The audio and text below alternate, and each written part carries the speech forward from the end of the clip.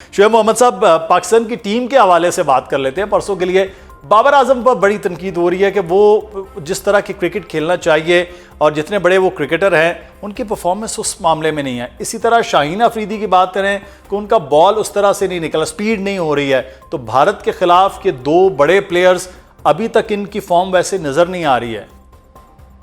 बिल्कुल आपने सही कहा, लेकिन देखें बाबर का स्टाइल ऑफ प्ले, वो उसके अंदर कोई एकदम से रातों रात कोई वो 200 स्ट्राइक रेट के ऊपर खेलते हुए नजर नहीं आ सकते, इसलिए कि that's not the way he plays his cricket. और जिस तरह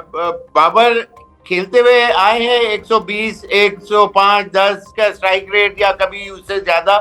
तो वही उसका तरीका है। इसका मतलब ये है कि जो लोग उनको सेलेक्ट करते रहे उन्होंने परफॉर्मेंसेस भी दी, लेकिन ये है कि जो फ्यूचरिस्टिक थिंकिंग में पाकिस्तान के जो सेट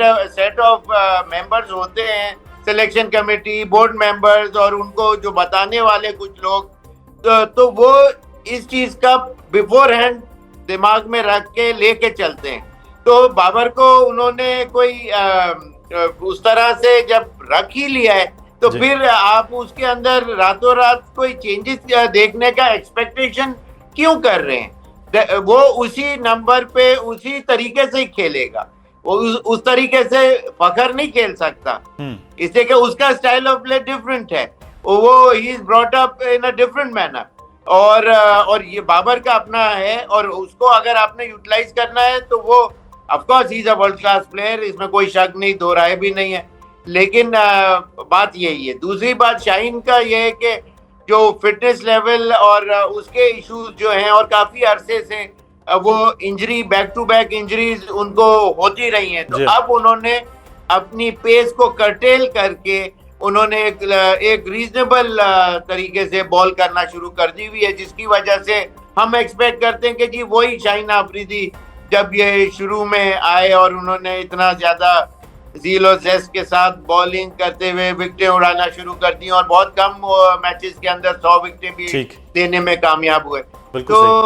अब यही हमारे पास है। हमारी फास्ट बॉलिंग डिपार्टमेंट जो है वो इतना ज्यादा पेनिट्रेटिव नहीं है, but at the same time we have very good spinners, in fact match winner spinners भी हैं, और उसके अंदर स्पेशली अबरार और उस्मान तारिक जो हैं, तो इन दोनों प्लेयर्स की अगेंस्ट इंडिया अच्छी एक परफॉर्मेंसेस माजी में रही हैं, बाबर भी, नसीम शाह भी। लेकिन एक चीज़ जो है माजिद भट्टी साहब, अगर बारिश होती, जिसके बहुत ज़्यादा चांसेस अब कहे जा रहे हैं, 20 से ओवर भी कम हो जाते हैं, तो इस सूरत में आप समझते हैं कि बाबर जिस स्पीड से खेलते हैं, जिस स्ट्राइक रेट से खेलते हैं, उनको ड्रॉप किया जाना बेहतर होगा, और हो सकता है ऐसा कुछ? देखें मुदस्सिर भाई, T20 क्रिकेट का कानून ये है कि अगर बारिश की वजह से ओवर्स कर्टेल किए जाते हैं जी, कम से कम 6 ओवर्स का मैच होना जरूरी है। बिल्कुल। तो अब ये जब सूरत हाल बनेगी, लेकिन अभी तक जब मैं और आप बात कर रहे हैं, मैंने जितना कुछ जानने की कोशिश की कि पाकिस्तान अगर नॉर्मल सिचुएशन रही और बारिश नहीं होती, 20-20 ओवर का मैच हो जाता है, तो अनचेंज स्क्वाड के साथ जाएगा पाकिस्तान टीम में, तब्दीली के चांसेस नहीं है। हालांकि उस्मान खान पिछले दोनों मैचों में परफॉर्म नहीं कर रहे। मेरी अपनी राय थी शुएब भाई, इस पे अगर कुछ रोशनी डाल सकें,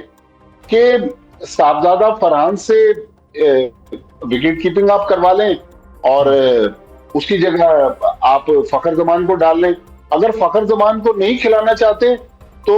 उस्मान खान फिर भी ड्रॉप होते हैं। उस्मान खान की जगह ख्वाजा मोहम्मद नाफे एक और विकेट कीपर हैं, उनको टीम में डाल दिया जाए। लेकिन जिस तरह उस्मान खान प्रेशर में बैटिंग कर रहे हैं, और फिर विकेट कीपिंग भी कोई उनकी एक्स्ट्राऑर्डिनरी विकेट कीपर नहीं है कि वसीम बारी, राशिद लतीफ या मोइन खान तरह के विकेट कीपर हैं, तो मेरे ख्याल में उस पर भी प्रेशर बिल्ड हो रहा है। अगर कम से कम एक तब्दीली कर दी जाए तो ज्यादा बेहतर है। बल्कि मैं तो ये कहता हूं कि क्योंकि फास्ट बॉलर्स का इतना मैच में रोल रहेगा नहीं, अनटिल अनलेस कि कोई वेदर का मसला रहा, तो पाकिस्तान एक फास्ट बॉलर फहीम अशरफ के साथ चला जाए और फखर जमान को खिलाकर अपनी बैटिंग को बढ़ा ले। बिल्कुल ठीक बात शुएब साहब, ये चेंज हो सकता है और जो फ़खर का आना और फिर विकेट कीपर का ड्रॉप होना? बिल्कुल, देखिए फ़खर ने बहुत दफ़ा प्रूव किया है कि वो सिंगल हैंडेडली उन्होंने मैच जिताने में पाकिस्तान को अपना मेजर रोल प्ले कर चुके हुए हैं। तो लेकिन मैं ये समझता था कि अगर इंडिया का देखिए मैच हर एक को पता था कि जी 15 तारीख को आना है, तो उनको ये जो पिछला जो मैच था उसके अंदर इनको चांस देना चाहिए था, या इवन नाफे को भी ट्राई कर सकते थे। लेकिन बात यह है कि अब 11th आवर के ऊपर एक नए प्लेयर को इंडक्ट करना, उसको भी आउटिंग चाहिए होती है, हर एक के नर्व्स होते हैं, जिटरीनेस होती है एक बड़े टूर्नामेंट के अंदर एंटर होना और उसके अंदर how is gonna go about, तो वो ज्यादा बेहतर होता। अब लेकिन ये कि एक तो रन आउट हो गए थे शायद, और एक आध कुछ ही बॉल रह गई थी, तो उनके साथ उस्मान के साथ वो भी अनजस्टिस हो जाएगा कि उनको दो कहने के लिए तो 2 मैच मिले, लेकिन ये कि सही तरीके से वो चांस नहीं मिला था जो पिछला जो मैच था। बट बिल्कुल पॉसिबिलिटी है, कर भी सकते हैं, करना भी चाहिए था पिछले मैच के अंदर, लेकिन वो चीज नहीं हुई। तो मैं अभी भी ये समझता हूँ कि अब they should go with the same team, और आई एम श्योर प्रेशर तो अपनी जगह होगा, नया भी आएगा और उस्मान के ऊपर इंडिया के मैच में अब ये है कि परफॉर्मेंस भी देखते हैं कि इनकी कैसे, और उसके बाद अगला मैच है उधर चांस हो सकता है सुपर हिट से पहले। शोएब मोहम्मद साहब, अब सबसे इंपॉर्टेंट तो आज के मैच का मैं चाहूँगा कि थोड़ा सा उस पर आप ज़रूर कमेंट करें। ऑस्ट्रेलिया की टीम ऑन पेपर हमें लग रहा था बहुत मजबूत, लेकिन जिम्बाब्वे में आज पूरी तरह से मैच पे छाए हुए थे, तो आगे भी हम समझ सकते हैं कि कोई अपसेट्स तवक्को हो सकती है T20 वर्ल्ड कप में? बिल्कुल, ये क्रिकेट गेम ही ऐसा है, और इसमें uncertainties every now and then देखने में आ ही जाती हैं कहीं ना कहीं। आप ये देखें कि जिम्बाब्वे